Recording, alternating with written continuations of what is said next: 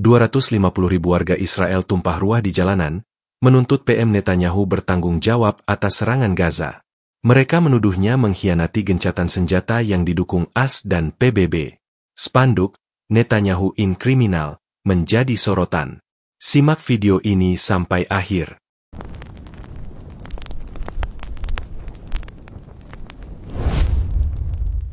Protes kolosal guncang Yerusalem.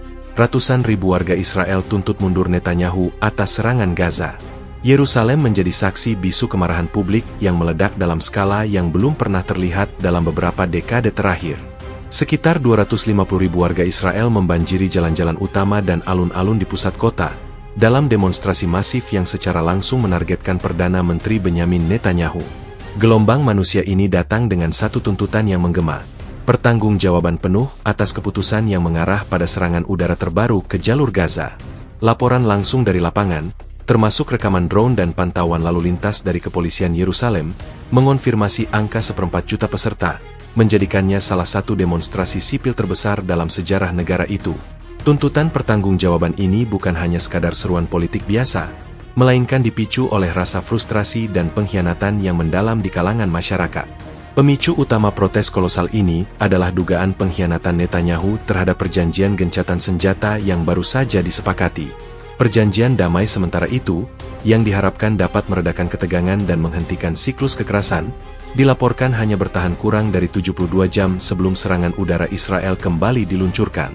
Menurut analisis mendalam yang dirilis oleh Institute for Middle East Peace Studies, IMEPS, yang dapat diakses di portal mereka, IMEPS Data Gaza Church Breach Analysis, serangan tersebut merupakan langkah unilateral yang secara terang-terangan melanggar pasal 3 perjanjian, yang menjamin penghentian total operasi udara dan darat di kedua sisi. Pelanggaran ini dianggap oleh publik sebagai tindakan yang tidak hanya merusak kredibilitas Israel di mata internasional, tetapi juga mengorbankan keamanan dan stabilitas warga Israel sendiri.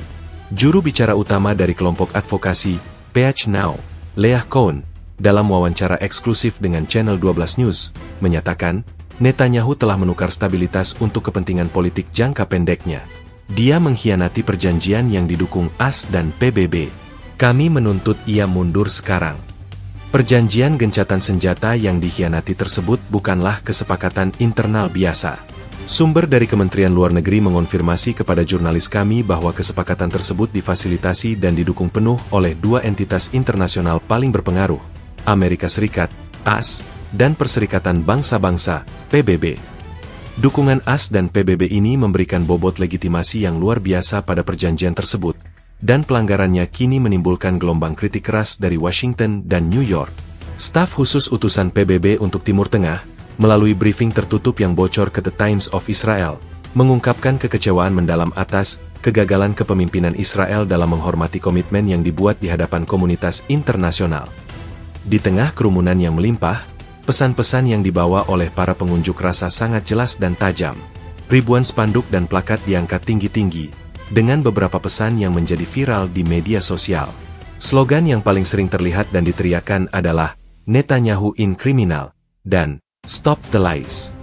Slogan-slogan ini, yang cenderung menuduh adanya penyalahgunaan kekuasaan dan praktik korupsi terselubung, tidak hanya menyoroti kebijakan luar negeri Netanyahu, tetapi juga ketidakpuasan mendalam terhadap integritas pribadinya.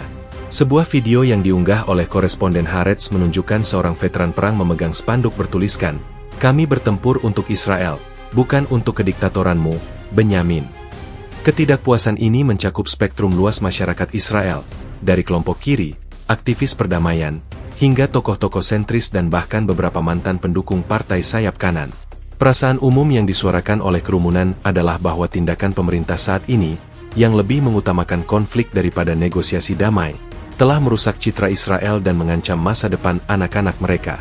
Survei kilat yang dilakukan oleh Israel Democracy Institute, ID, hasil lengkapnya dapat dilihat di laman ID Public Opinion Poll, menunjukkan bahwa 78% responden meyakini bahwa tindakan militer baru-baru ini dimotivasi oleh pertimbangan politik pribadi Netanyahu, bukan oleh ancaman keamanan yang mendesak. Situasi ini tidak hanya menjadi protes, tetapi juga menyoroti perpecahan yang semakin dalam di dalam Israel. Ada jurang lebar yang memisahkan kepemimpinan politik, yang mayoritas didominasi sayap kanan dan konservatif, dengan mayoritas populasi yang menginginkan pendekatan yang lebih pragmatis dan berorientasi pada solusi dua negara atau setidaknya perdamaian jangka panjang. Seruan dari para warga Israel ini jelas.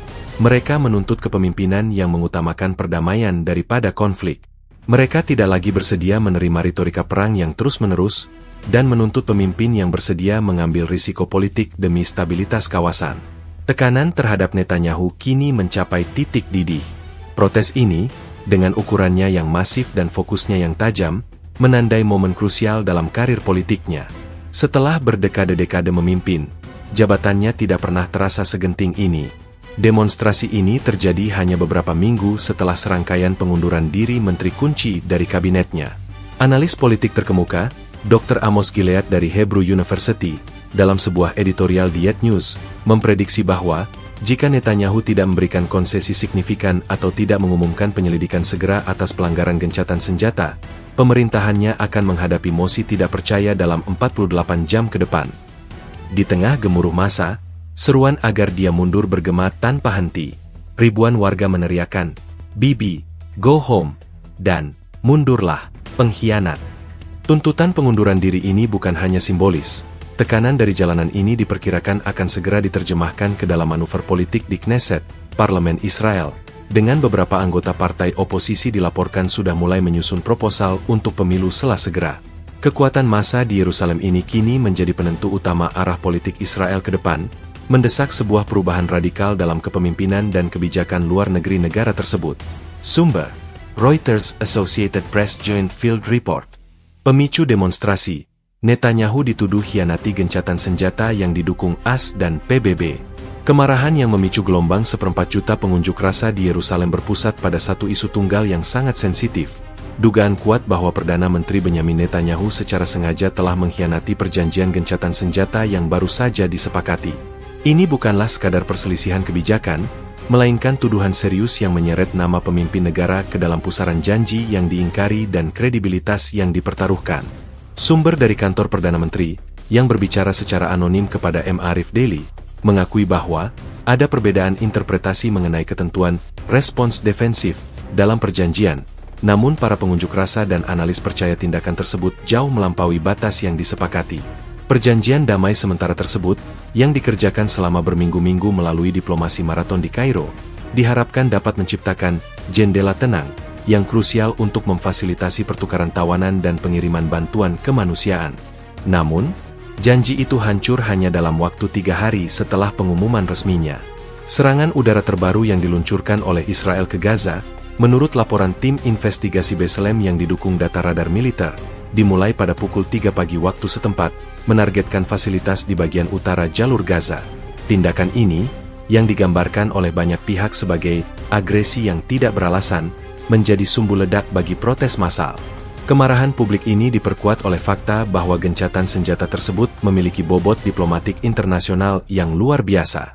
Berdasarkan konfirmasi dari sumber diplomatik di Tel Aviv, kesepakatan itu tidak akan pernah terwujud tanpa mediasi dan dukungan penuh dari Amerika Serikat, AS, dan Perserikatan Bangsa-Bangsa, PBB.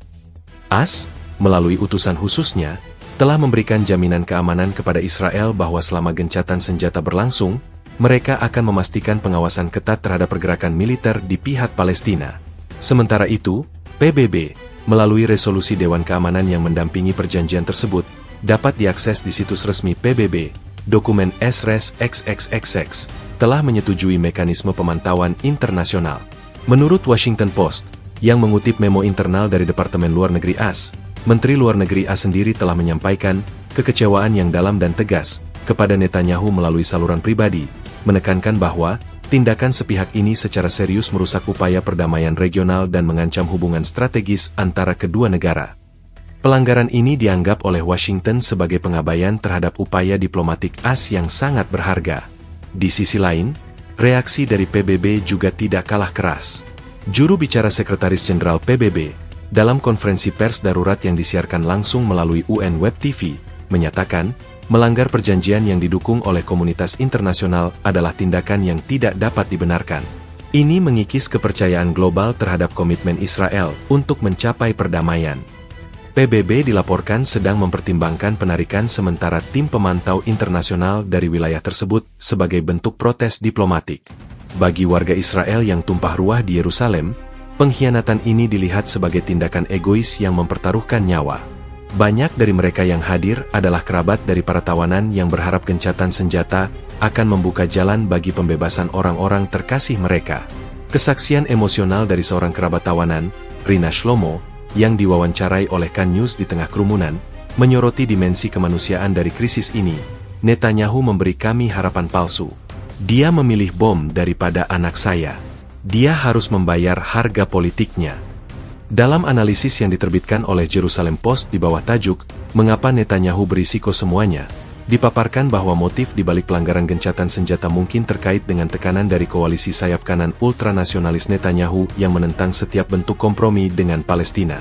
Sumber politik internal mengindikasikan bahwa menteri-menteri garis keras telah mengancam akan menarik dukungan mereka jika gencatan senjata ditegakkan sepenuhnya.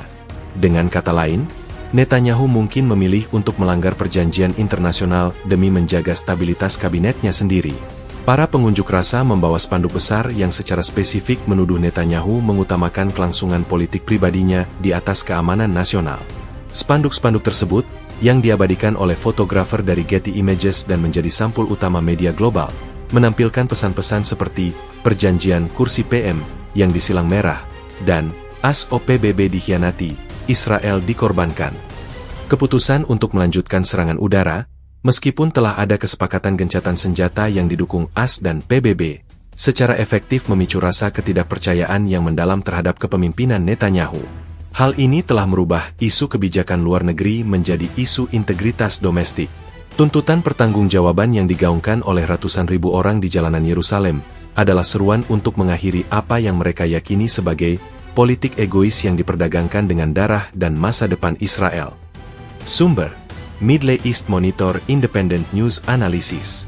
Spanduk kemarahan, pesan, Netanyahu in kriminal, dan Stop the Lies, mendominasi lautan manusia.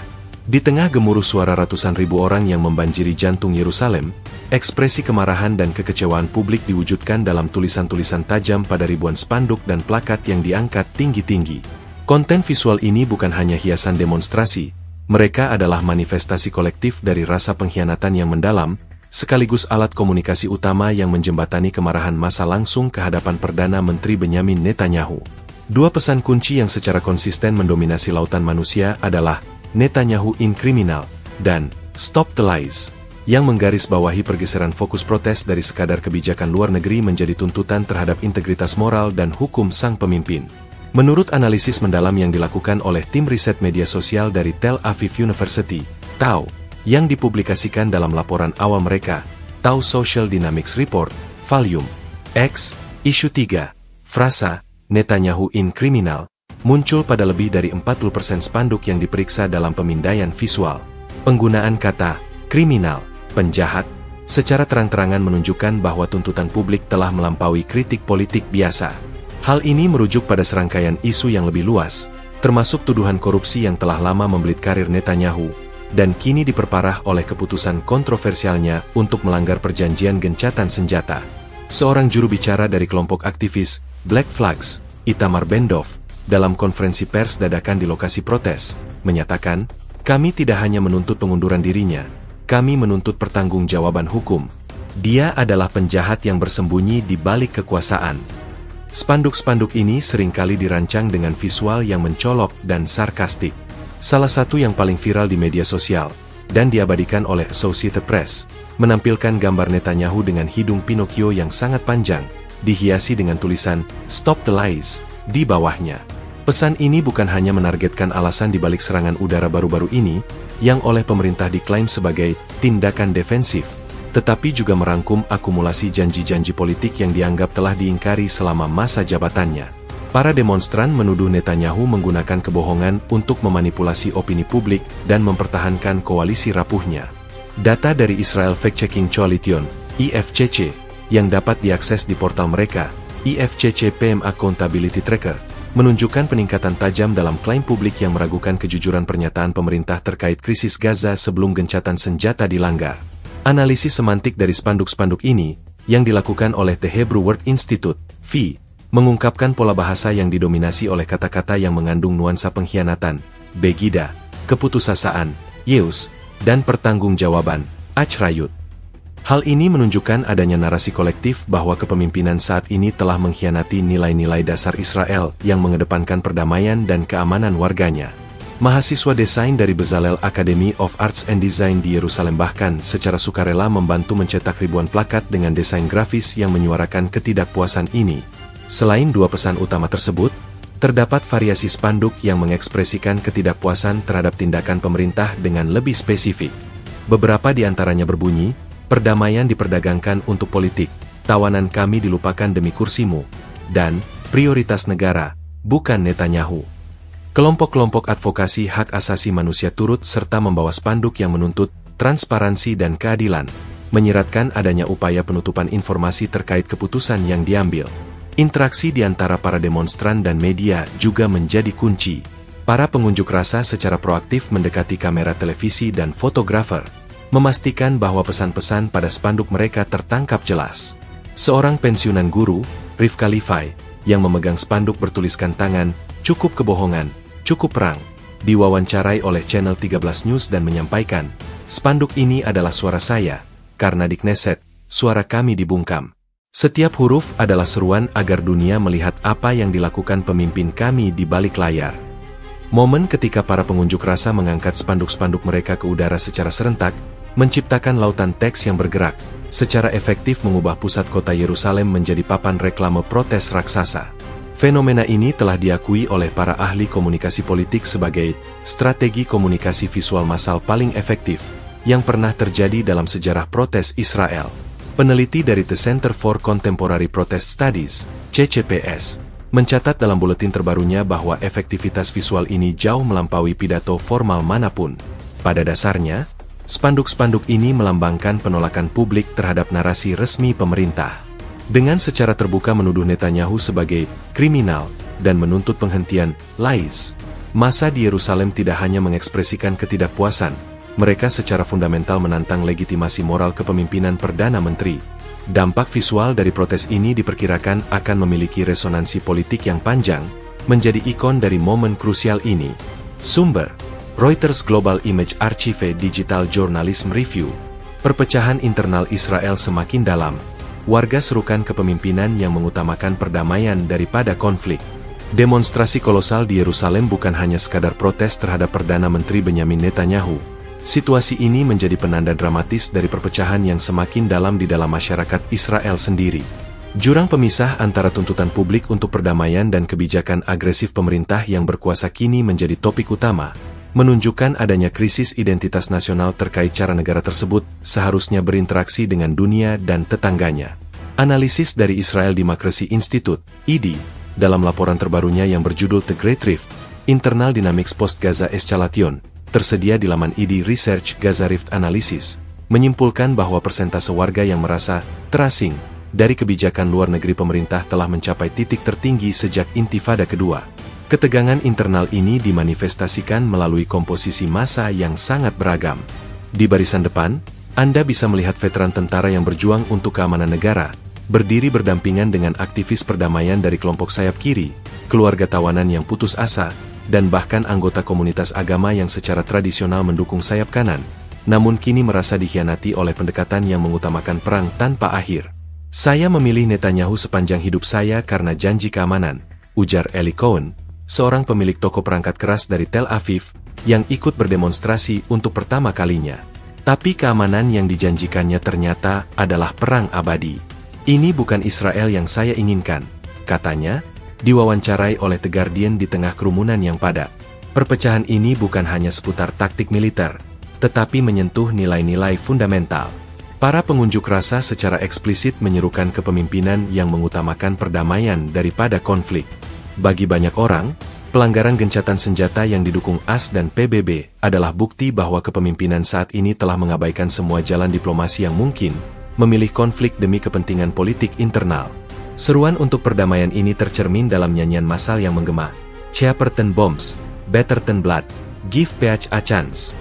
Lebih murah daripada bom, lebih baik daripada darah. beri perdamaian kesempatan.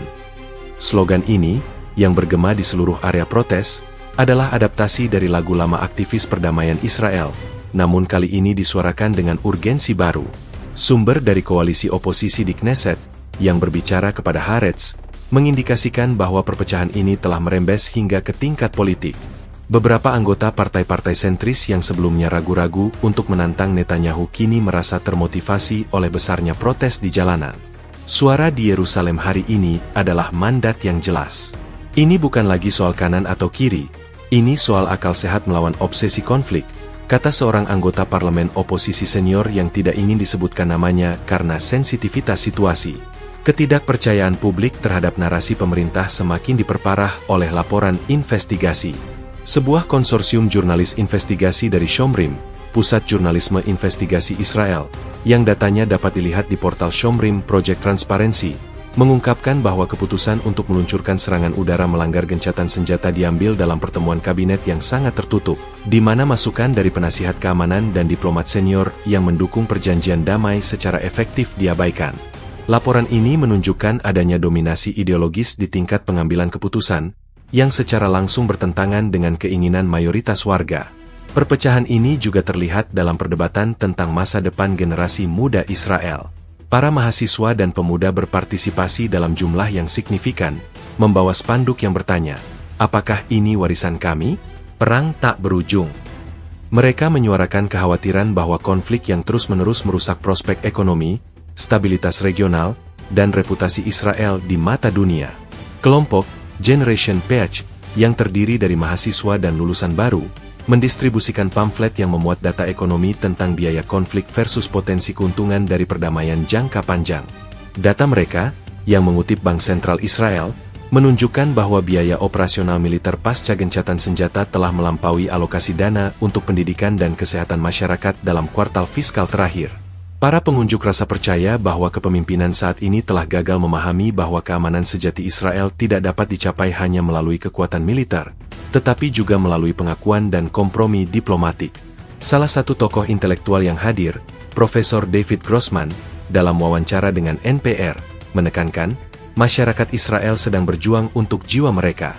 Kami tidak menentang pertahanan diri, kami menentang sebuah kepemimpinan yang secara sistematis menolak setiap jalan menuju kehidupan normal. Mereka telah membuat konflik menjadi identitas kami. Situasi ini menempatkan Netanyahu pada posisi yang sangat sulit. Dia tidak hanya harus menghadapi tekanan dari luar negeri, AS dan PBB, seperti dibahas di bab 2, tetapi juga pemberontakan internal yang memotong melintasi garis ideologis tradisional. Masa yang menuntut, kepemimpinan yang mengutamakan perdamaian, ini mewakili pergeseran seismik dalam politik Israel, di mana narasi keamanan sayap kanan yang dominan kini dipertanyakan secara terbuka oleh sebagian besar populasi. Tuntutan untuk berfokus pada perdamaian daripada konflik adalah inti dari revolusi moral dan politik yang terjadi di jalanan Yerusalem. Sumber: Al Jazeera Global News Analysis. Tekanan politik meningkat drastis. Momen krusial dalam karir Netanyahu, seruan mundur bergema. Gelombang protes masif di Yerusalem telah mengubah lanskap politik Israel dalam semalam, secara dramatis meningkatkan tekanan terhadap Perdana Menteri Benyamin Netanyahu. Setelah berkuasa selama total lebih dari 1 dekade, karir politik Netanyahu kini memasuki momen krusial yang paling menentukan, dengan banyak analis memprediksi bahwa posisinya tidak pernah segenting ini. Kerumunan 1/4 juta orang di jalanan, yang memprotes pelanggaran gencatan senjata, telah memberikan amunisi yang sangat dibutuhkan oleh oposisi, sekaligus memicu keretakan yang signifikan di dalam koalisi pemerintahannya sendiri. Menurut laporan eksklusif dari The Jerusalem Political Quarterly, JPQ, yang merilis hasil polling internal dan analisis situasi politik terbarunya, JPQ Crisis Watch, The Fall of Bibi, tingkat persetujuan publik terhadap Netanyahu anjlok ke level terendah sepanjang masa, mencapai hanya 18% pasca serangan udara.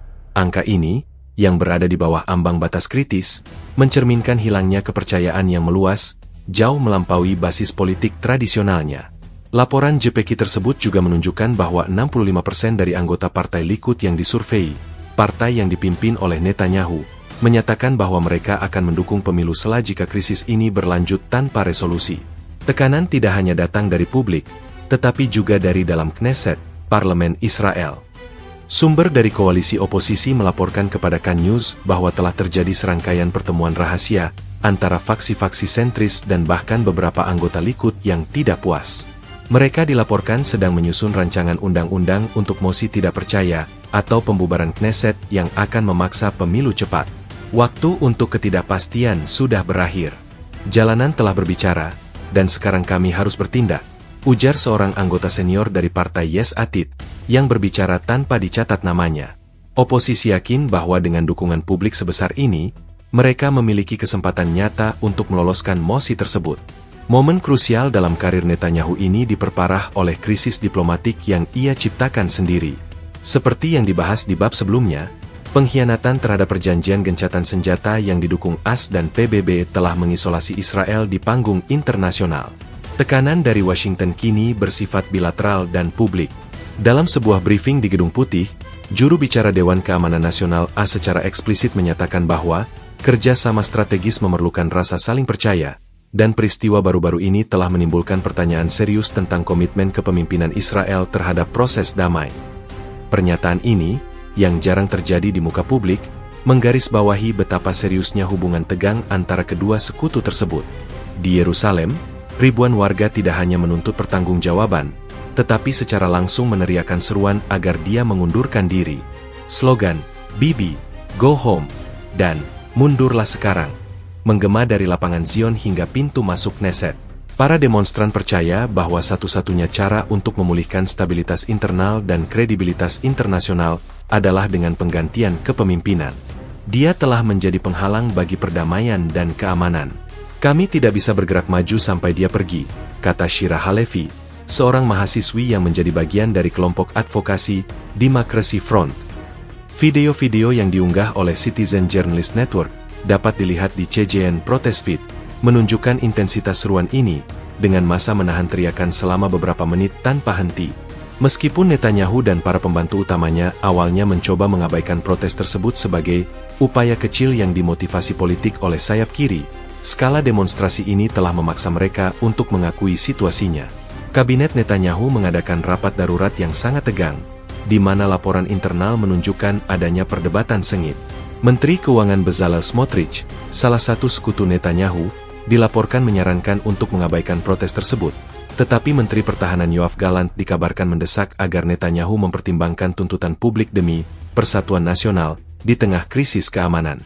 The Times of Israel melaporkan bahwa perselisihan ini merupakan tanda paling jelas dari keretakan di dalam koalisi sayap kanan. Penarikan dukungan oleh tokoh-tokoh kunci dalam Partai Likud menjadi indikasi lain dari meningkatnya tekanan. Mantan Menteri Komunikasi dan anggota senior Likud, Gideon Sa'ar, yang telah lama menjadi rival internal Netanyahu, merilis pernyataan publik yang mendesak Perdana Menteri untuk menimbang hati nuraninya dan mengundurkan diri demi kepentingan bangsa. Pernyataan dari figur seberat Sa'ar ini adalah langkah yang sangat signifikan, menunjukkan bahwa dukungan dari dalam partainya sendiri mulai goyah. Ini adalah momen krusial karena tanpa dukungan penuh dari partainya, posisi Netanyahu akan menjadi tidak berkelanjutan. Analis politik dari Hebrew University, Dr. Yael Miron, dalam penampilan di Sky News International, menyimpulkan bahwa tekanan ini bersifat unik. Ini bukan hanya protes jalanan musiman. Ini adalah penolakan terhadap narasi fundamental kepemimpinan Netanyahu. Keamanan sejati datang dari konflik. Publik telah mengatakan, tidak. Jika dia tidak mengundurkan diri, ini kemungkinan besar akan berakhir dengan pemakzulan atau pemilu sela yang akan segera terjadi. Dengan demikian, demonstrasi kolosal di Yerusalem telah menandai dimulainya hitungan mundur dalam karir politik Perdana Menteri terlama Israel. Sumber, Bloomberg Global Politics Domestic Crisis Watch. Lokasi dan skala protes. Yerusalem terkunci oleh 250.000 demonstran. Citra satelit ungkap kepadatan luar biasa. Yerusalem, kota yang syarat makna sejarah dan politik, menjadi epicentrum gempa sosial yang mengguncang Israel, dengan sekitar 250.000 warga tumpah ruah dalam demonstrasi yang belum pernah terjadi sebelumnya. Skala protes ini bukan sekadar statistik belaka. Ini adalah gambaran visual yang mencengangkan tentang tingkat kemarahan dan frustrasi publik. Lokasi protes secara strategis dipusatkan di sekitar gedung-gedung pemerintahan, khususnya di sepanjang jalan menuju Knesset, Parlemen, dan area alun-alun Paris, dekat kediaman resmi Perdana Menteri. Kerumunan ini efektif melumpuhkan aktivitas di jantung politik Israel. Data konfirmasi mengenai jumlah massa yang mencapai 1/4 juta orang datang dari beberapa sumber independen. Kepolisian Yerusalem, meskipun awalnya cenderung meremehkan jumlah tersebut, akhirnya merilis pernyataan yang mengonfirmasi bahwa kepadatan telah mencapai titik maksimum di seluruh zona merah yang telah ditetapkan, dengan perkiraan resmi menyatakan jumlah peserta mencapai 220.000 hingga 250.000 orang. Angka ini diperkuat oleh analisis citra satelit dan drone yang disewa oleh konsorsium media independen. Laporan dari Space Data Analytics, SDA, yang datanya dapat diverifikasi melalui platform mereka, SDA Yerusalem Protest Density Map, menunjukkan bahwa area yang ditempati pengunjuk rasa mencakup lebih dari 10 km persegi jalan-jalan utama. Koresponden langsung di lapangan menggambarkan pemandangan itu sebagai lautan kepala yang tak berujung. Massa meluber dari titik kumpul utama, yaitu alun-alun Paris dan jalan-jalan King George V, Ben Yehuda, hingga mencapai pintu masuk Knesset. Penggunaan Foot Traffic Estimation Software oleh Waze Local Data menunjukkan peningkatan kepadatan pejalan kaki hingga 900% di atas rata-rata normal di area demonstrasi, yang secara definitif mendukung klaim skala besar ini. Seorang reporter dari Channel 12 News yang mencoba berjalan melintasi kerumunan membutuhkan waktu lebih dari 1 jam untuk menempuh jarak yang biasanya hanya memakan waktu 10 menit. Yang menggambarkan betapa padatnya massa yang hadir. Pentingnya lokasi Yerusalem dalam protes ini tidak dapat diabaikan. Berbeda dengan Tel Aviv, yang sering menjadi pusat demonstrasi liberal, Yerusalem adalah pusat kekuasaan, agama, dan otoritas. Membawa protes dengan skala sebesar ini ke ibu kota mengirimkan pesan yang jauh lebih kuat kepada Netanyahu dan pemerintahannya. Ini bukan hanya protes ideologis, tetapi penolakan terhadap otoritas pemerintahan itu sendiri. Massa yang hadir di Yerusalem juga memperlihatkan tingkat organisasi yang luar biasa. Kelompok-kelompok relawan memastikan distribusi air dan makanan, sementara unit medis darurat non-pemerintah, seperti yang dikelola oleh Physicians for Human Rights, Israel, didirikan di beberapa sudut. Sistem logistik dan komunikasi yang terkoordinasi ini menunjukkan bahwa protes ini telah direncanakan dengan matang dan didukung oleh infrastruktur sipil yang kuat, bukan hanya reaksi spontan semata. Dokumentasi perencanaan logistik ini, yang bocor ke Yediot Ahronot, menunjukkan bahwa persiapan untuk mobilisasi massal ini telah dimulai segera setelah pengumuman serangan udara yang melanggar gencatan senjata. Implikasi dari skala ini sangat besar. Protes yang melibatkan 250.000 orang di negara berpenduduk kurang dari 10 juta ini setara dengan protes jutaan orang di negara-negara yang lebih besar, menjadikannya salah satu demonstrasi sipil per kapita terbesar di dunia dalam beberapa tahun terakhir. Kehadiran massa yang begitu besar menciptakan tekanan jalanan yang sangat sulit diabaikan oleh pemerintah manapun. Bahkan di tengah laporan adanya operasi keamanan sensitif, polisi di Yerusalem dilaporkan tidak berani membubarkan massa secara paksa karena risiko kerusuhan yang tak terkendali. Analisis yang disajikan oleh The Charter Center for Democracy Studies, tersedia di laman Charter Center Global Protest Index, menempatkan demonstrasi ini dalam kategori protes berdampak tinggi yang mampu mengubah rezim, mencatat bahwa demonstrasi yang mencapai 2 hingga 3% dari total populasi biasanya merupakan prekursor perubahan politik signifikan. Populasi Israel saat ini adalah sekitar 9,8 juta, dengan 250.000 demonstran. Protes ini mencapai lebih dari 2,5% dari total populasi, sebuah ambang batas yang kritis. Kepadatan luar biasa ini juga memberikan dampak psikologis yang mendalam, baik bagi para pengunjuk rasa maupun bagi para pejabat yang berada di dalam kantor-kantor pemerintahan yang terkepung. Teriakan dan seruan massa bergema di seluruh distrik, menciptakan suasana yang mencekam namun sekaligus membebaskan bagi para demonstran. Seorang penasihat senior yang bekerja di dekat kantor Perdana Menteri, yang berbicara kepada Bloomberg News dalam kondisi anonim, mengakui bahwa suara teriakan mereka terdengar hingga ke ruang rapat. Tidak ada yang bisa mengabaikannya. Ini bukan lagi berita di televisi, ini ada di ambang pintu kami. Skala fisik protes di Yerusalem ini telah mengubah kemarahan menjadi kekuatan politik yang tak terbendung. Sumber: Reuters Independent News Aggregation. Ringkasan berita: lead inti protes dan tuntutan sentral, Netanyahu harus bertanggung jawab atas serangan udara ke Gaza. Gelombang protes kolosal yang membanjiri jalanan Yerusalem dengan sekitar 250.000 warga Israel adalah sebuah manifestasi tunggal dari krisis kepercayaan yang mendalam terhadap kepemimpinan. Inti dari demonstrasi masif ini dapat dirangkum dalam tuntutan yang sederhana namun sangat tegas. pertanggungjawaban penuh dari Perdana Menteri Benyamin Netanyahu atas serangan udara terbaru yang diluncurkan ke jalur Gaza. Seluruh dinamika protes, lokasi, skala, slogan, dan emosi, bermuara pada kesimpulan bahwa Netanyahu harus menanggung konsekuensi politik dan moral dari keputusannya yang dianggap mengkhianati perjanjian gencatan senjata yang didukung internasional. Ringkasan berita, lead, dari peristiwa ini harus secara tajam mencerminkan 3 elemen krusial: lokasi dan skala demonstrasi, Yerusalem, sekitar 250.000 peserta, target utama protes, PM Netanyahu, dan tuntutan sentral, pertanggungjawaban atas eskalasi konflik di Gaza. Sebagaimana dilaporkan oleh Associated Press dalam flash report mereka dari pusat Yerusalem, ibu kota Israel menjadi lautan manusia yang menuntut akhir dari kepemimpinan Netanyahu setelah keputusannya untuk melanggar jeda kemanusiaan yang rapuh. Tuntutan pertanggungjawaban ini menjadi sentral karena publik percaya bahwa serangan udara itu bukan hanya kesalahan taktis, tetapi pengkhianatan strategis.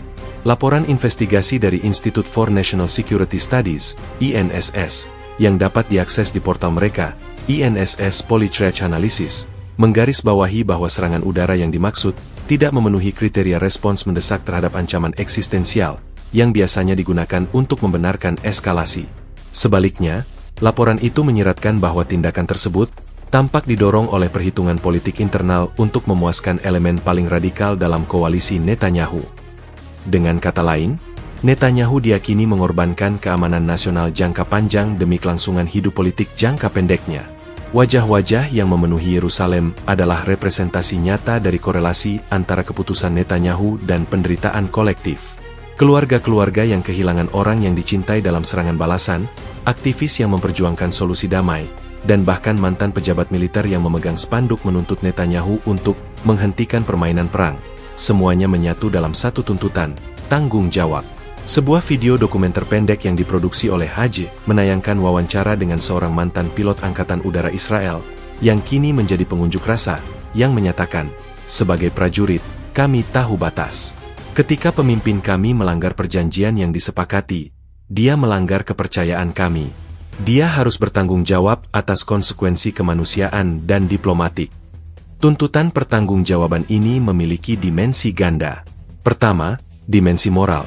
Netanyahu dituduh telah mengkhianati rakyatnya sendiri dengan menjerumuskan mereka kembali ke dalam konflik yang dapat dihindari, serta mengkhianati upaya diplomatik yang disponsori oleh AS dan PBB.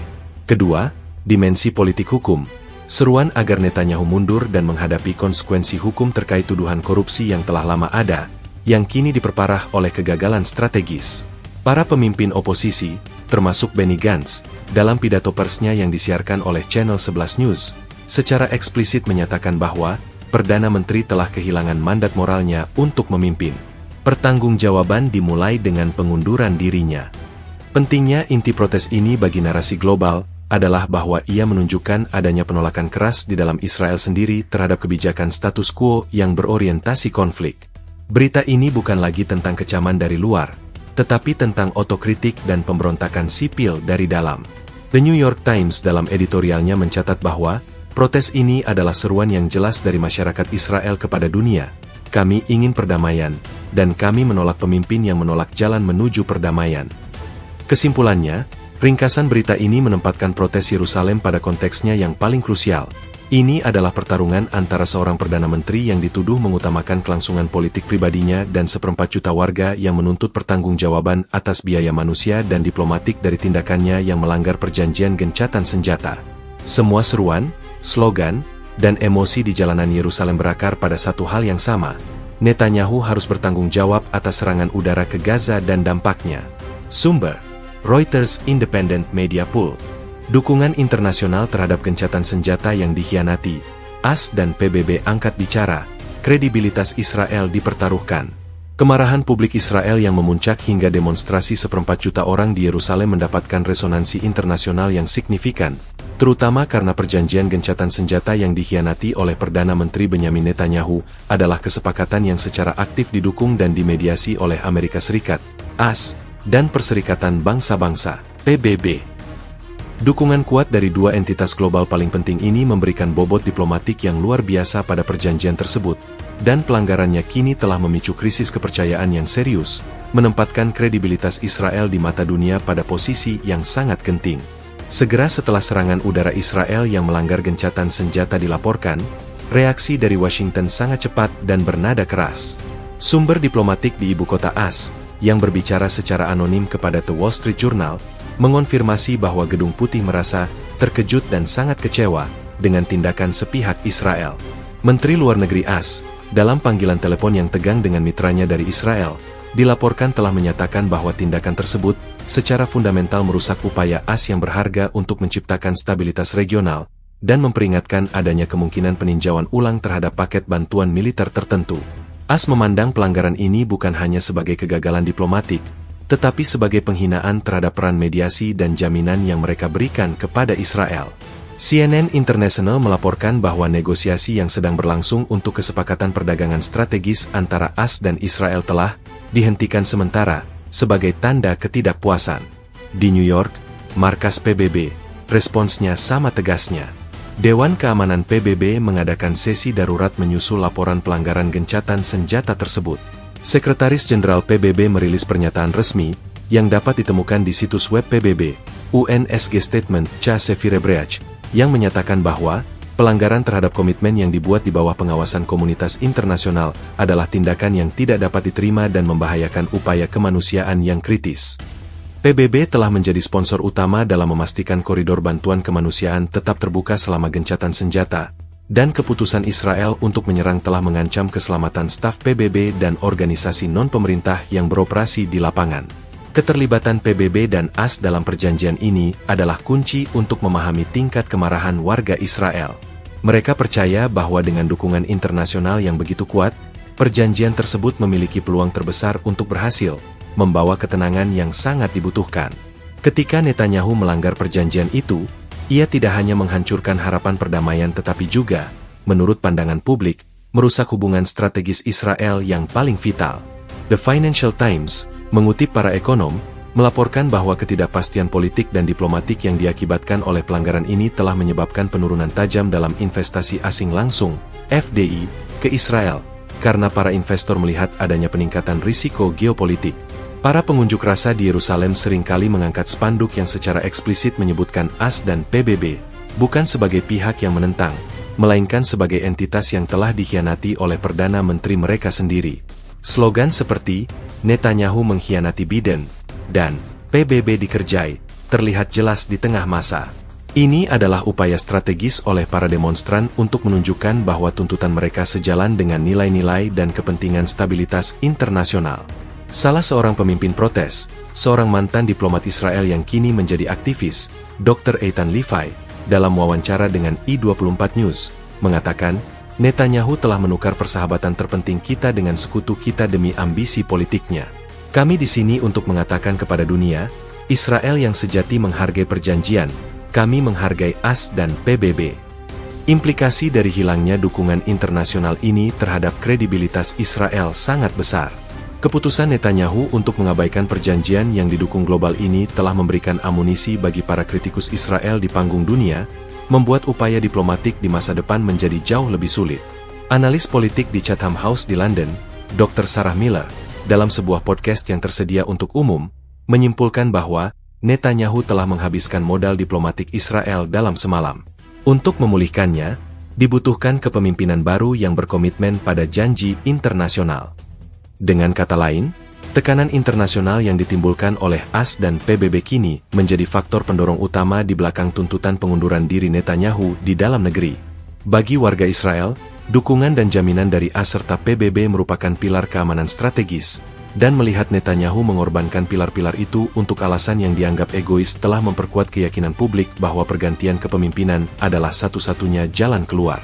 Protes ini berfungsi sebagai upaya untuk mengirim pesan langsung kepada sekutu internasional Israel, bahwa rakyat Israel tidak mendukung pengkhianatan ini. Sumber, Global Diplomatic Wire Foreign Policy Watch. Analisis ketidakpuasan publik, kebijakan konflik berdampak pada integritas dan keamanan warga. Demonstrasi kolosal di Yerusalem dengan sekitar 250.000 peserta secara fundamental berakar pada ketidakpuasan publik yang mendalam terhadap serangkaian tindakan pemerintah, yang berpuncak pada pelanggaran perjanjian gencatan senjata. Ketidakpuasan ini bukan lagi sebatas perbedaan ideologis, melainkan cerminan dari keyakinan yang meluas di kalangan warga Israel bahwa kepemimpinan Perdana Menteri Benyamin Netanyahu secara aktif merusak keamanan, stabilitas, dan integritas moral negara. Ini adalah penolakan terhadap narasi bahwa keamanan hanya dapat dicapai melalui konflik yang berkelanjutan. Menurut survei sosiologis komprehensif yang dirilis oleh Goodman Center for Public Opinion Research di Yerusalem, yang dapat diakses di portal mereka, Goodman Poll National Sentiment Q3, 82% responden menyatakan bahwa mereka sangat atau cukup tidak puas dengan cara pemerintah menangani krisis Gaza saat ini. Lebih menarik lagi, 71% responden percaya bahwa kebijakan konflik yang dilakukan saat ini lebih memperburuk ancaman keamanan daripada menyelesaikannya. Angka-angka ini menunjukkan adanya pergeseran paradigma dalam kesadaran publik. Warga Israel tidak lagi menerima premis bahwa agresi militer adalah satu-satunya jalan menuju ketenangan. Ketidakpuasan ini diungkapkan dalam serangkaian kesaksian pribadi yang disampaikan oleh para pengunjuk rasa di lapangan. Banyak dari mereka yang hadir adalah penduduk dari kota-kota di selatan yang secara langsung terkena dampak eskalasi konflik. Mereka menganggap pelanggaran gencatan senjata sebagai tindakan pengkhianatan langsung. Netanyahu berjanji membawa keamanan, tetapi setiap keputusannya hanya membawa kembali rudal ke atas kepala kami, ujar Dana Levy, seorang ibu dari Sderot, dalam wawancara emosional dengan The Times of Israel. Kami lelah hidup dalam siklus ini. Kami ingin kepemimpinan yang berani mengambil risiko untuk perdamaian, bukan yang selalu memilih risiko perang. Analisis para ahli menunjukkan bahwa ketidakpuasan ini diperparah oleh dugaan kuat adanya motif politik pribadi di balik keputusan untuk menyerang Gaza, seperti yang telah disinggung di bab-bab sebelumnya. Laporan dari Transparency International Israel, T-Israel Ethics Monitor, menyoroti konflik kepentingan yang terus-menerus menggerogoti pemerintahan Netanyahu. Ketidakpuasan ini diperkuat oleh persepsi bahwa Netanyahu menggunakan setiap krisis keamanan untuk mengalihkan perhatian dari tuntutan korupsi yang sedang berlangsung dan untuk mempertahankan koalisi sayap kanan ultranasionalisnya yang rapuh. Spanduk yang menuduh, "Stop the Lies," secara langsung menargetkan integritas ini. Perasaan dikhianati juga muncul dari kerugian ekonomi yang ditimbulkan oleh ketidakstabilan. Kamar Dagang dan Industri Israel, IKCI, merilis data yang menunjukkan kerugian harian sebesar jutaan shekal akibat gangguan parah pada bisnis di selatan dan pusat Israel setelah gencatan senjata dilanggar. Dalam siaran pers yang tidak biasa, IKCI menyatakan, stabilitas regional adalah prasyarat untuk keberlangsungan ekonomi. Kebijakan yang mengutamakan konflik di atas kestabilan diplomatik adalah merugikan bisnis dan lapangan kerja Israel. Pernyataan dari lembaga ekonomi terkemuka ini menambahkan lapisan profesional pada ketidakpuasan yang sebelumnya didominasi oleh aktivis perdamaian. Warga Israel yang memprotes juga menyuarakan keprihatinan mendalam tentang citra dan integritas moral negara mereka di mata dunia. Mereka merasa malu dan frustrasi melihat Israel diisolasi oleh sekutu utamanya, AS dan PBB, akibat tindakan sepihak Netanyahu. Sebuah petisi yang ditandatangani oleh ribuan akademisi dan tokoh budaya Israel, yang dipublikasikan di Haaretz, menyatakan, kami menolak identitas yang dibangun di atas pengkhianatan perjanjian dan penolakan terhadap perdamaian. Kebijakan ini merusak jiwa bangsa Israel. Petisi ini dengan jelas membedakan antara tindakan pemerintah dan keinginan moral masyarakat. Secara keseluruhan, ketidakpuasan publik yang memicu protes ini adalah penolakan total terhadap gaya kepemimpinan Netanyahu, yang dianggap otoriter, mementingkan diri sendiri, dan secara strategis tidak efektif dalam mencapai keamanan jangka panjang. Massa di Yerusalem tidak hanya meminta solusi, tetapi menuntut perubahan radikal dalam nilai-nilai yang menggerakkan kepemimpinan Israel, dari konflik abadi menuju diplomasi yang berani dan transparan. Protes ini, yang didukung oleh data statistik dan kesaksian emosional, adalah indikasi paling jelas bahwa warga Israel telah mencapai titik balik dalam toleransi mereka terhadap kebijakan konflik. Sumber: Reuters Academic Research Consortium. Seruan untuk kepemimpinan damai. Warga Israel tuntut akhir dari prioritas konflik. Di tengah lautan protes yang memenuhi Yerusalem, suara 250.000 warga Israel menyuarakan tuntutan yang paling fundamental. Seruan untuk kepemimpinan yang mengutamakan perdamaian daripada konflik. Tuntutan ini bukan hanya sekadar slogan anti-perang. Ia mewakili pergeseran mendalam dalam kesadaran publik Israel yang telah jenuh dengan siklus kekerasan dan tidak lagi bersedia menerima retorika bahwa keamanan hanya dapat dicapai melalui operasi militer tanpa akhir. Pelanggaran gencatan senjata oleh Perdana Menteri Benyamin Netanyahu menjadi titik balik yang mengkristalkan keinginan kolektif untuk strategi baru, yang berani mengambil risiko untuk stabilitas jangka panjang.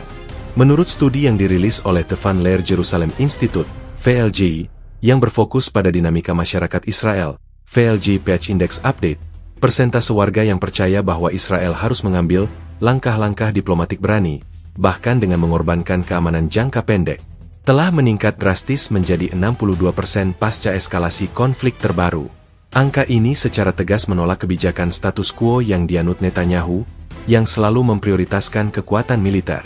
Para pengunjuk rasa percaya bahwa kepemimpinan yang ada telah kehilangan visi tentang bagaimana mencapai perdamaian sejati, dan malah terjebak dalam perangkap politik konflik.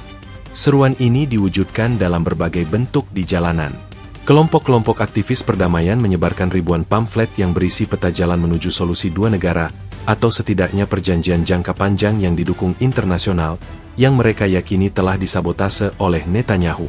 Salah satu kelompok, Motors for Peace and Security, membawa spanduk besar bertuliskan, "Cukup bom, mulai bernegosiasi." Juru bicara kelompok ini, Dr. Tamar Gilad, seorang ahli pendidikan, dalam wawancara dengan Al Jazeera, menyatakan, "Kami mengirim anak-anak kami ke tentara untuk mempertahankan negara, bukan untuk dipermainkan dalam permainan politik seorang pemimpin. Kepemimpinan damai berarti melindungi masa depan, bukan terus mengulangi masa lalu." Para demonstran secara eksplisit menuntut agar pemerintah saat ini atau penggantinya mengadopsi pendekatan yang mengedepankan diplomasi, transparansi, dan kompromi. Mereka ingin melihat seorang pemimpin yang berani menghadapi tekanan dari faksi-faksi garis keras di dalam negeri dan bersedia bekerja sama secara otentik dengan mediator internasional, khususnya AS dan PBB, yang dukungannya telah dikhianati. Mereka melihat gencatan senjata yang dilanggar sebagai kesempatan emas yang disia-siakan, bukti bahwa Netanyahu tidak memiliki kemauan politik untuk memilih jalur damai. Analisis mendalam dari Middle East Policy Center, MEP, yang dapat diakses di portal mereka, MEP Leadership Crisis Report, menekankan bahwa tuntutan untuk kepemimpinan damai ini muncul dari kesadaran bahwa biaya konflik kini telah melebihi manfaatnya. Biaya ini tidak hanya diukur dari korban jiwa dan kerusakan infrastruktur, tetapi juga dari erosi moral, isolasi internasional, dan perpecahan internal yang mendalam. MEP menyimpulkan, warga Israel tidak lagi menganggap kekuatan militer sebagai satu-satunya matriks keamanan. Mereka kini melihat bahwa perdamaian yang berkelanjutan adalah bentuk keamanan tertinggi, dan kepemimpinan Netanyahu adalah penghalang utama untuk itu. Di Yerusalem, para pengunjuk rasa juga menyuarakan kekecewaan terhadap kegagalan pemerintah dalam memberikan solusi yang komprehensif. Mereka melihat tindakan Netanyahu sebagai serangkaian reaksi jangka pendek yang didorong oleh kebutuhan politik, bukan sebagai bagian dari strategi jangka panjang yang koheren.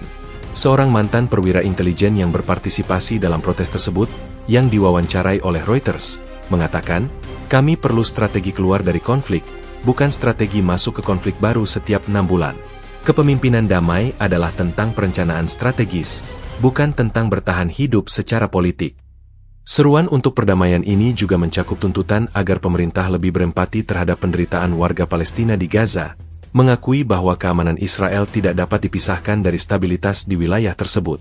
Meskipun tuntutan ini dianggap kontroversial oleh beberapa kalangan di Israel, kehadiran kelompok-kelompok yang menyerukan penghentian blokade dan bantuan kemanusiaan menunjukkan adanya dimensi moral yang kuat dalam protes ini. Hal ini sekali lagi menggarisbawahi perpecahan yang mendalam dalam masyarakat, di mana sebagian besar warga menuntut kepemimpinan yang lebih humanis dan berwawasan luas. Secara keseluruhan, demonstrasi kolosal ini adalah referendum terhadap prioritas kepemimpinan Netanyahu. Seruan untuk kepemimpinan yang mengutamakan perdamaian adalah inti dari pemberontakan sipil ini, sebuah pengakuan kolektif bahwa kebijakan konflik yang tak berkesudahan telah gagal dan bahwa masa depan Israel bergantung pada keberanian untuk berdiplomasi, bahkan di tengah kesulitan. Kegagalan Netanyahu untuk menghormati gencatan senjata menjadi simbol dari kegagalan yang lebih besar. Kegagalan untuk memimpin menuju jalan yang lebih aman dan stabil. Sumber: Global Peace Institute Jerusalem Press Corps. Momen krusial karir Netanyahu. Kelangsungan politik di ambang kehancuran. Ancaman pemilu Sela menguat. Protes raksasa yang melibatkan 1/4 juta warga Israel di Yerusalem telah menandai titik balik yang tidak dapat dihindari, mengubah krisis kebijakan luar negeri menjadi perjuangan hidup atau mati bagi karir politik Perdana Menteri Benyamin Netanyahu. Ini adalah momen krusial dalam karir politiknya, sebuah episode di mana semua keberhasilan, manuver, dan pengalaman politiknya selama berdekade-dekade kini dihadapkan pada satu kekuatan yang tak terbendung, kemarahan massal dan tuntutan publik yang tak terhindarkan untuk perubahan mendasar. Pelanggaran gencatan senjata yang didukung AS dan PBB, seperti dibahas di bab 8, bukan hanya merusak kredibilitas Israel, tetapi juga menjadi pemicu yang sempurna untuk menggalang semua faksi anti-Netanyahu. Menurut analisis mendalam dari Hebrew University Political Science Department dalam laporan darurat mereka, WHO Netanyahu Gamma Analysis, posisi Netanyahu secara inheren lebih lemah daripada yang terlihat. Meskipun ia secara nominal memimpin koalisi mayoritas, basis dukungan intinya telah menyusut secara signifikan. Laporan tersebut membandingkan situasi saat ini dengan krisis politik tahun 1999 dan 2005, menyimpulkan bahwa kali ini, kombinasi antara kemarahan moral, kegagalan strategis, dan kelelahan publik terhadap konflik yang tak berkesudahan menciptakan badai sempurna yang sangat sulit untuk dinavigasi. Ancaman terbesar bagi kelangsungan politik Netanyahu saat ini adalah potensi pemilu sela. Analis politik dan koresponden senior di Knesset, Amit Segal, dalam analisisnya di Channel 12 News, menyatakan bahwa oposisi kini memiliki momentum dan jumlah yang cukup untuk mengajukan mosi pembubaran Knesset yang akan memicu pemilu cepat. Mosi tidak percaya dan pembubaran parlemen yang akan diajukan oposisi tidak lagi hanya bersifat simbolis. Dengan tingkat ketidakpuasan publik sebesar ini, tekanan terhadap anggota koalisi yang bimbang untuk memilih pemilu sela sangat kuat, kata Segal. Sumber internal dari Partai Likud, yang berbicara kepada Yediot Ahronot dengan syarat anonimitas total, mengakui bahwa beberapa anggota Likud yang kursinya rentan telah melakukan kontak dengan oposisi untuk menjajaki kemungkinan transisi. Momen krusial ini juga ditandai oleh pergeseran dalam narasi. Netanyahu selalu berhasil membingkai dirinya sebagai bapak keamanan Israel. Namun, dengan pelanggaran gencatan senjata yang memicu serangan balasan dan ancaman yang lebih besar, narasi ini telah runtuh. Para pengunjuk rasa secara efektif menuduhnya telah mengubah keamanan menjadi ketidakamanan demi kepentingan politik pribadi.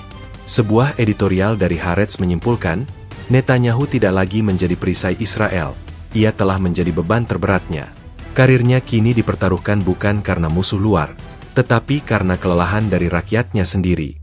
Tekanan ini semakin diperburuk oleh tuntutan hukum dan etika. Organisasi non-pemerintah, The Movement for Quality Government in Israel, mengumumkan bahwa mereka telah mengajukan petisi darurat ke Mahkamah Agung, menuntut Perdana Menteri untuk menghadapi penyelidikan independen mengenai proses pengambilan keputusan yang menyebabkan pelanggaran gencatan senjata. Mereka berargumen bahwa keputusan tersebut mungkin merupakan pelanggaran terhadap Basic Law, the government yang mewajibkan Perdana Menteri untuk bertindak demi kepentingan terbaik negara. Berita tentang tuntutan hukum yang akan datang ini menambah lapisan kerentanan baru pada posisi Netanyahu. Jika Netanyahu berhasil menghindari pemilu sela, tantangan berikutnya adalah mempertahankan koalisinya. Mitra-mitra sayap kanan ultranasionalisnya menuntut sikap yang lebih keras dan menolak segala bentuk konsesi, sementara tekanan dari sentris dan masyarakat umum menuntut sebaliknya. Netanyahu terjebak dalam dilema yang tidak mungkin dipecahkan. Memenuhi tuntutan koalisi akan memperburuk krisis publik dan internasional. Memuaskan tuntutan publik akan meruntuhkan koalisinya. Analis percaya bahwa jika ia mencoba berkompromi, ia akan menghadapi pemungutan suara tidak percaya dari dalam kabinetnya sendiri. Momen krusial ini juga diperkuat oleh desakan publik yang intens agar ia segera mengundurkan diri. Teriakan, "Mundurlah!" yang bergema di Yerusalem adalah ungkapan yang menyimpulkan hilangnya legitimasi. Netanyahu mungkin telah selamat dari krisis politik sebelumnya dengan manuver cerdas, tetapi ia belum pernah menghadapi oposisi dengan skala dan kesatuan moral seperti ini. Ini adalah titik balik di mana kekuasaan dan umur panjang politiknya kini berada di tangan massa yang marah dan parlemen yang terfragmentasi. Kegagalannya menghormati perjanjian internasional telah menjadi pemicu utama yang membawa karirnya ke ambang kehancuran. Sumber: Global Political Risk Assessment, Israel Policy Forum. Seruan pengunduran diri, jeritan, "Bibi, go home," menuntut akhir pemerintahan Netanyahu. Di tengah gelombang protes kolosal di Yerusalem, tuntutan yang paling keras, paling jelas, dan paling tidak dapat dihindari yang disuarakan oleh ratusan ribu warga Israel adalah seruan agar Perdana Menteri Benyamin Netanyahu mengundurkan diri. Teriakan, "Bibi, go home," dan "Mundurlah, pengkhianat," bergema tanpa henti di seluruh alun-alun Paris dan jalan-jalan utama, melambangkan hilangnya legitimasi moral dan kepercayaan publik secara total terhadap pemimpin yang telah lama berkuasa itu. Bagi massa yang berkumpul, pengunduran diri Netanyahu adalah satu-satunya jalan keluar dari krisis yang berpotensi merusak masa depan Israel. Intensitas seruan pengunduran diri ini telah mencapai tingkat yang belum pernah terjadi sebelumnya dalam sejarah protes terhadap Netanyahu. Menurut analisis akustik dan visual yang dilakukan oleh tim riset dari The Center for Public Communication Studies, CPCS, yang dapat diakses di portal mereka, CPCS Protestatistics Report, seruan, "Mundurlah," diulang rata-rata setiap 15 detik selama puncak demonstrasi, menciptakan efek gemuruh sonik, yang dimaksudkan untuk menembus dinding dan jendela kantor-kantor pemerintahan. Seorang koresponden BBC World News yang meliput langsung dari pintu masuk kediaman resmi Perdana Menteri menggambarkan bahwa suara teriakan massa terasa seperti gempa bumi di udara, memberikan dampak psikologis yang mendalam pada para pejabat di dalamnya. Alasan dibalik tuntutan pengunduran diri ini sangat berlapis. Sebagaimana telah diuraikan dalam bab-bab sebelumnya, hal ini dipicu oleh pelanggaran gencatan senjata yang didukung AS dan PBB, yang dianggap sebagai pengkhianatan strategis. Namun, bagi massa, pengunduran diri adalah solusi untuk mengatasi masalah yang lebih luas, krisis integritas dan kepemimpinan yang mementingkan diri sendiri. Mereka percaya bahwa selama Netanyahu tetap berkuasa, Israel akan terus terperosok dalam konflik, korupsi, dan isolasi internasional. Seorang pengunjuk rasa yang membawa spanduk bertuliskan, "Cukup kriminal," diwawancarai oleh Kan News dan menyatakan, "Kami tidak hanya ingin dia pergi dari kantor ini, kami ingin dia keluar dari kehidupan politik kami selamanya. Dia telah meracuni demokrasi kami." Tekanan untuk mengundurkan diri ini secara cepat merambah ke tingkat politik formal. Sejumlah besar politisi oposisi dan bahkan beberapa anggota backbencher dari koalisi Netanyahu kini secara terbuka atau tertutup mendukung tuntutan ini. Mantan Kepala Staf Angkatan Darat dan politisi sentris, Gadi Eisenkot, dalam pidato yang disiarkan oleh media nasional, secara langsung menyerukan Netanyahu untuk melakukan hal yang benar bagi Israel, dan menarik diri dari jabatannya demi persatuan nasional dan pemulihan kepercayaan.